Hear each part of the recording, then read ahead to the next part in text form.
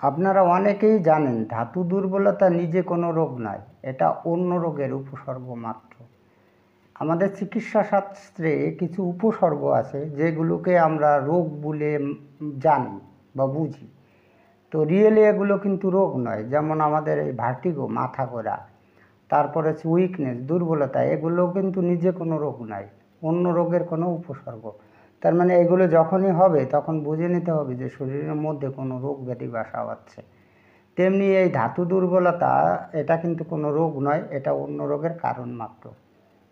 শুধুমাত্র ঔষধ সেবন করিয়ে এ রোগ আরোগ্য করা কিন্তু সম্ভব নয়। সঙ্গে রুগীদের পথ্য ও বিধি ব্যবস্থা মেনে চললে সহজে রুগী কিন্তু আরোগ্য লাভ করে। শুধু ঔষধটা খেয়ে কিন্তু এ রোগ আরোগ্য করা খুব কঠিন হয়ে দাঁড়াবে। তো এ রোগের কিছু বিধি ব্যবস্থা, নিয়ম নীতি আছে, সেগুলো রুগীরা যদি মেনে চলে তাহলে কিন্তু রুগী সহজে আরোগ্য লাভ করবে এবং তাড়াতাড়ি আরোগ্য লাভ করবে। তাই আজকের ভিডিওতে এ রোগের 8টি পথ্য ও বিধি ব্যবস্থা সম্পর্কে এমন কিছু গুরুত্বপূর্ণ তথ্য আপনাদের সামনে এক্সপ্লেন করে শোনাবো, যাতে রুগীকে সহজে আরোগ্য করতে পারেন। ভিডিওটি ভালো লাগলে লাইক, কমেন্ট, শেয়ার করবেন এবং আপনি যদি এই চ্যানেলে নতুন এসে থাকেন তাহলে চ্যানেলটিকে সাবস্ক্রাইব করে রাখবেন পরবর্তীতে নতুন ভিডিওর নোটিফিকেশন সবার আগে পাওয়ার জন্য। এবার এই ধাতু দুর্বলতার 8টি পথ্য ও বিধি ব্যবস্থা সম্পর্কে আপনাদের খুব সহজ সরল ভাষায় ব্যাখ্যা করে শোনাবো। তো আপনাদের কাছে আমি রিকোয়েস্ট করব, আপনারা ভিডিওটি না টেনে যদি এই 8টি বিধি ব্যবস্থা সম্পর্কে একটু জানেন বা একটু শোনেন, প্রয়োজন বোধে আপনার খাতায় বা ডায়েরিতে লিখে নেন, তাহলে কিন্তু আপনার রুগীকে আরোগ্য করতে খুবই সুবিধা হবে। যাই হোক, বিধি ব্যবস্থা নাম্বার 1-এ আসি। প্রাতকালে ও বিকালে মুক্ত বায়ুতে ভ্রমণ করা। এই ধাতু দুর্বল রুগীদের সকালে এবং বিকালে মুক্ত বায়ুতে, খোলামেলা বায়ুতে কিন্তু ভ্রমণ করা, মানে হচ্ছে হাঁটতে হবে। যদি সেটা সম্ভব হয় দুবেলা, সকালে এবং বিকালে, আর আরও যদি সম্ভব হয় সবুজ ঘাসযুক্ত মাঠে, বিশেষ করে খেলার মাঠে যদি এটা খালি পায়ে হাঁটা যায় তাহলে কিন্তু খুবই উপকার। তো আপনি দুবেলা না পারেন, অন্তত প্রাতকালে, সকালবেলা এই অভ্যাসটা করুন, হাঁটার অভ্যাসটা করুন, তাতে আপনার সুবিধা হবে। নাম্বার 2-তে রয়েছে প্রস্রাব করার পর জননেন্দ্রিয় শীতল জলে ধুয়ে ফেলা।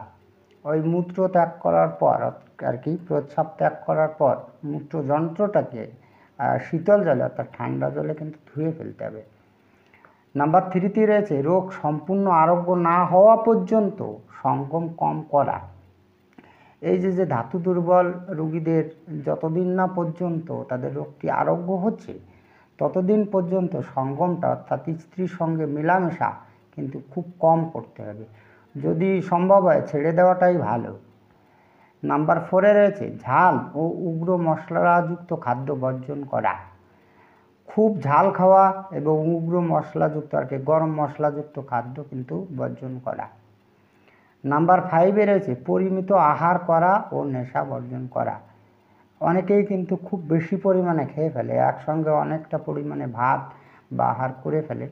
তো এরকমটি কিন্তু করা চলবে না। যারা ধাতু দুর্বল রোগী তাদের একসঙ্গে অনেকটা পরিমাণে খাবার খাওয়া যাবে না। প্রয়োজন বোধে মানুষে যেখানে দিনে 3 বার খায় সেখানে তাকে 4-5 বার খেতে হবে।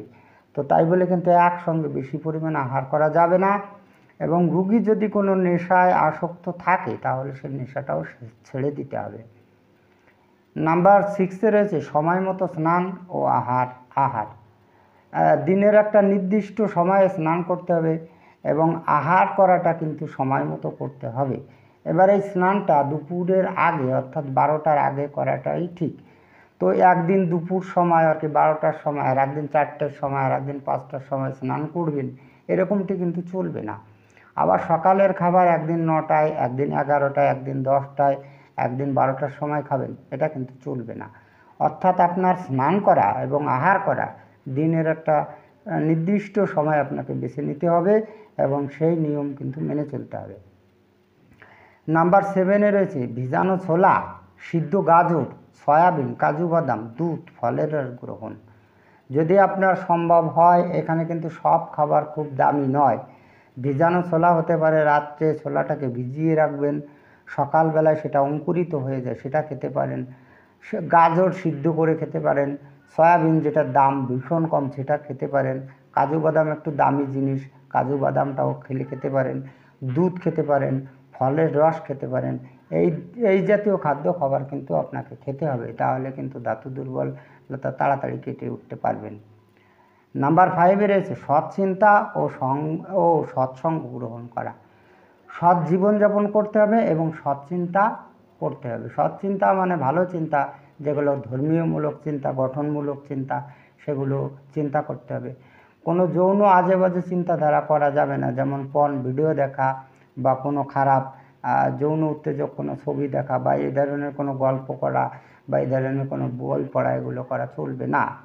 যদি সম্ভব হয় তাহলে হিন্দু হলে কোনো ধর্মীয় গ্রন্থ যেমন গীতা, তারপরে রামায়ণ মহাভারত আপনি পাঠ করতে পারেন।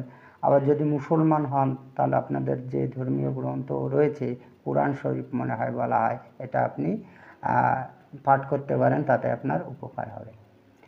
যাই হোক, আজকে এই পর্যন্তই। খুব তাড়াতাড়ি ফিরে আসবো নতুন গুরুত্বপূর্ণ বিষয়বস্তুর ভিডিও নিয়ে। দেখা হচ্ছে নেক্সট ভিডিওতে। ততক্ষণ আপনারা ভালো ও সুস্থ থাকুন। জয় হ্যানিম্যান, জয় হোমিওপ্যাথ।